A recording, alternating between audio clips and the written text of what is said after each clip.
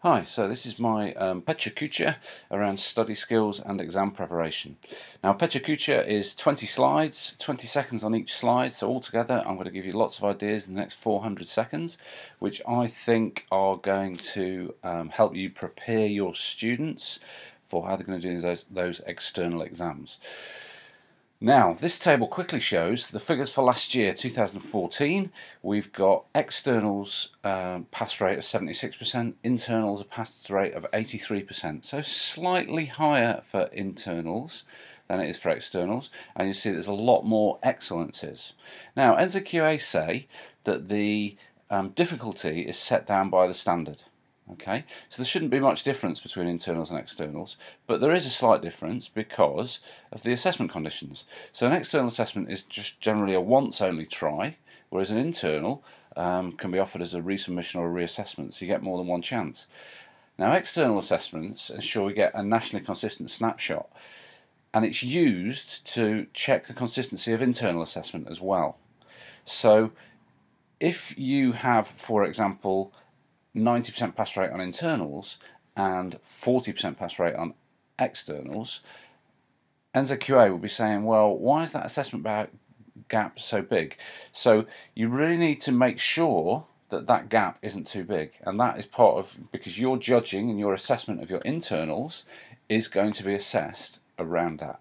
So it is really, really important that you try and make sure that gap's as small as possible.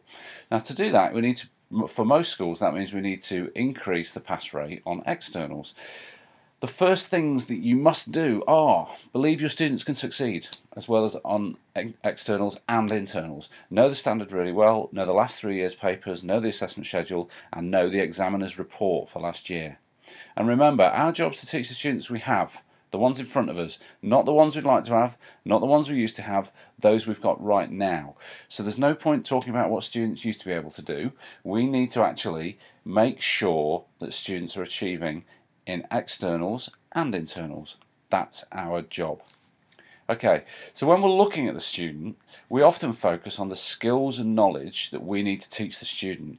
But remember, there's a real student there, and underneath those skills and knowledge, there's also other things that they're bringing, their value, their self-image, their traits, their motivations, and they are really important as well, and you need to get to know them. Now, students, we often teach the subjects, but as well as the subjects, they need to know how to study and they need to know how to do exams. So we can't just focus on the knowledge and the skills, or if we do, we need to focus on the knowledge and skills required for studying and exam taking as well as our own subject.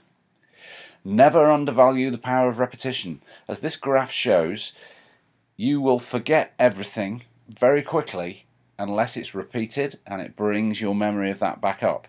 The idea is that to remember something, you have to revisit it several times, and as you revisit it, you remember a little bit more each time, so keep revisiting. We want to make sure that students do that within their revision. Help them organise a study plan. Organising a study plan is absolutely essential leading up to practice exams and the real thing. Students don't know how to do it. The best way for them is for you to provide them a template and help them fill it in, and then make sure they stick it on the fridge at home. Once they've got it on the fridge, their parents and their siblings are going to help them be motivated to study, and they're also going to find a study space. Now, that study space hopefully will be one in their home, but if they can't study at home because of various reasons, then you need to try and provide a study space in a library or in your classroom. Don't work with them all the time, just give them room to work quietly. You can offer loads of hints around how to study better. Some are a bit out there, some are really obvious. So just things like making flashcards would seem really obvious to most people. Things like exercising before a session or using a smell to stimulate memory when you're studying around a particular thing are other ideas you might like to know. But be really specific with your study advice. It will not be obvious to students. You need to be really specific. So don't say study harder, study better. Go through mind maps if you think that's what they need to learn about. Explain what they need to do to study better. They're often being told they need to do it, but what do you actually do? If you want some ideas around that, there's a great collection of ideas at that tiny URL NCA exams that's been put together by the facilitators at Team Solutions. On there is one idea about splurging, which is my favourite, where you just start with a blank sheet of paper and you write down everything you know about a topic, and then you go back and you look at your notes and you see what you've missed and you pick out those things. Now you're going to need to give your students feedback. Feedback is like gold, John Hattie says so, but it's really important that you value it and they value it. Don't just give feedback if they haven't put in enough effort first. So they have to make a really good go at an exam question. There's no point handing you a couple of lines. They need to give the full job, and then you can give them decent feedback. That's mostly been about studying. There's ideas on here about studying as well, but it's also moving into what you do in an exam. So think about understanding what exams are like and the timing around exams and all those other things.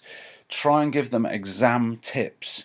You know, don't just concentrate on the studying, also the exam. Now, I put this up because I thought about maybe rehearsing, and dancers and singers and people will generally rehearse where they're going to be.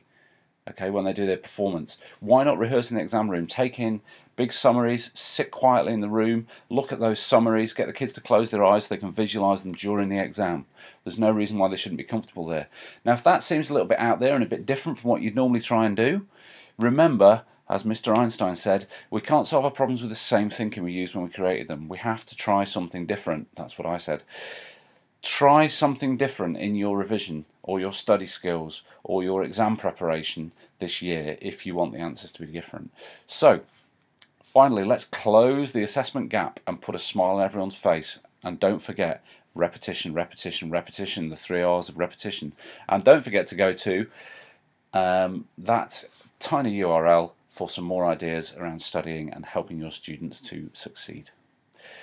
This last slide isn't really one of my 20, it's just showing you all the links for all the pictures. I wanted to just acknowledge where they'd all come from. They are organised by slide, and if you'd like to find any of them or follow up on any of the ideas, there you go. Thank you very much.